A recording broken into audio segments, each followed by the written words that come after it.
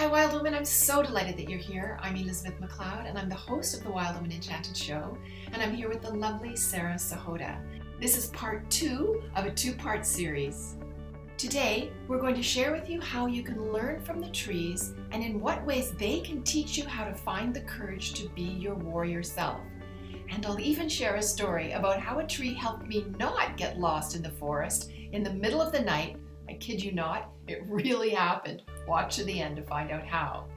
They really can help, and we'll share some tree secrets that you can use right away to help you find the courage to be a warrior.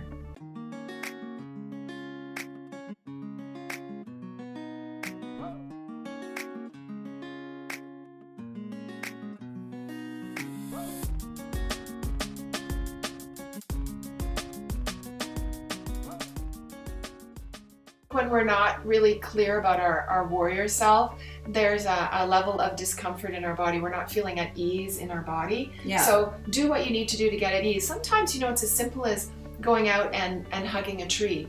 But here's a tip about hugging trees. If you do go and hug a tree, they will give you energy and they will help you. But if you're on a pathway walking on the tree, pick one inside, like just not right on the edge of the path. Pick a tree just one in even, because the trees on the sides of the paths are actually taking a lot of energy in. They're depleted. Yeah, and there's just it's just not as clear. So just go one tree in at least and get that, because I just want you to feel that warrior strength that the tree can have, and they will have it there, but it's even better a little bit into the forest, because that's what we're doing when we're working with our warrior selves. We're going into our forest of ourselves, and navigating that place can be not easy. It's really great, actually. I'm not going to share this tree story with anyone else except for all of you. But I was at Avatar Grove in Port Renfrew, which is known for their trees, and there's this one big tree, and it's super huge, but it's all burly. It's like the ugliest thing you've ever seen, like burls all growing on it, but it's huge. Right. And the tree's nice. I gotta admit, I'm not like a tree worshiper. So I'm like walking around the tree, touching it, and just being with it. And then I walk around this side and I look, and there is a tree growing out of the tree on one of its burly edges. And that tree itself is about this big. Yeah. And I started to just investigate that tree, and all of a sudden I noticed that the big burly tree had created this little branch, but it was solid, that came out of itself around this smaller tree and back into itself. Wow. It was hugging the smaller tree. It was holding it on its burl. And I thought to myself, this is us, this is us, that we can accept ourselves for the rock solid, burly mess that we are. Oh, yeah. And still hold on to those around us and say, you're safe and you're gotten here. Yeah. And, that tree doesn't judge its burls, that it just it holds doesn't. on for dear life, and that it occurs as beautiful and strong to other people. Yeah. I love that tree story, because I think trees are they're amazing, and it is part of, we can learn a lot about our warrior self even from a tree, the way they are rooted in, and the trees are rooted if you look at the underground system of trees, the roots are all connected, so they actually talk to one another, and if one of them is suffering, they will send food through the root system underneath, which is what we as wild women do in our community and flow. So it's like we need a community as warriors and different things like that when we're working in all of these things. And I wanted to just sort of bring the intelligence of the tree forward, because that's what I was hearing in your story, is the amazing intelligence of the tree. I have a couple of tree stories, and one is, I was doing a workshop with Susan Weed, who runs the Wise Woman Center in New York, all about herbs and things, and it was really my first time in really experiencing the magic of plants and herbs. And we were doing a 24-hour yurt ceremony in this yurt in Hollyhock that's up here on Cortez Island. And so we were all sleeping in the yurt, and we were going to do this ritual, and it lasted 24 hours. And there was a point where it was just like, it was 2 a.m. and I wasn't really sleeping. And I fell asleep, and around 4 a.m. I thought, really, I should go back to my bed and get some sleep. There was 4 doors that you can come in and out of in the yurt. So I got up, and I just thought, I'll just go sleep there, and at 7 I'll get up, and just to give me a break, because some people slept somewhere else and some people slept there. So I went and I got up, and now I'm a bit sleepy. This has also been going on from early in the morning, and it's going to go on till the next day or late in the day. And we're just in the middle somewhere, and drums are going, and like it's just a constant thing. So I get up and I go, and I can't really see because the lights are now turned down, and I'm looking for my shoes, and I slip on a pair, I think it was Birkenstocks that I thought were mine, and I went out the door, and I was going on a flat level.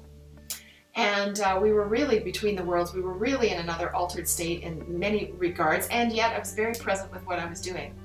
But we were in the middle of the forest in terms of where my room was to go back to. And I walk out onto this path, and I say, I don't know where I am. I don't know if this is the right way.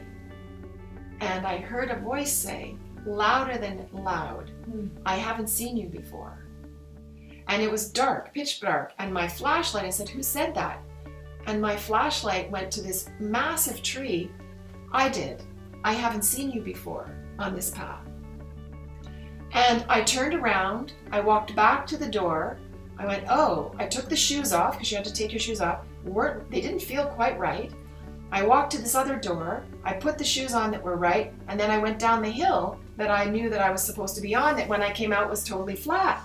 And all the way down, I was going, a tree just talked to me. Oh, wild And women, we know guiding. those moments. Right? Oh, yeah, we do.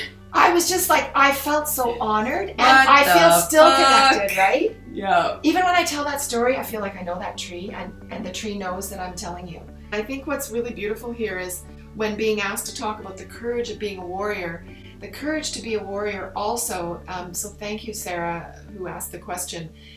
That courage means being open to all of that comes to you, because the warrior needs to hear all that is around her, so she can make the right decisions, or the decisions that will propel her forward or retreat her back, whatever it is that she needs to do. Like the tree saying to me, I haven't seen you here before. Oh, wrong path.